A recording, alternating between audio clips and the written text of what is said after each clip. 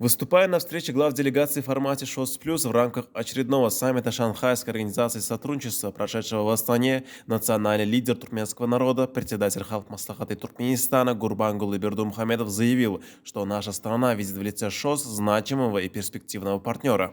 Вот уже не первый раз Туркменистан присутствует на заседаниях Шанхайской организации сотрудничества на высшем уровне в качестве почетного гостя.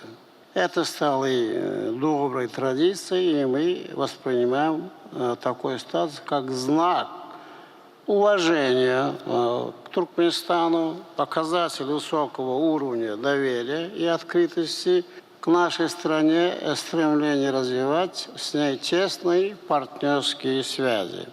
Такой подход полностью отвечает намерениям Туркменистана, отметил национальный лидер туркменского народа, сделав акцент на том, что сотрудничество с ШОС отвечает национальным интересам, способно существенно и в позитивном ключе повлиять на ход и направленность региональных процессов, внести вклад в стабилизацию международной обстановки. С народами и государствами, входящими в Шанхайскую организацию сотрудничества и работающими с ней, нашу страну связывают глубокие исторические связи, географическое соседство, общие ценности и мировоззрение. Сегодня к этому и прибавляется взаимный интерес в экономике, торговле, инвестициях и технологиях.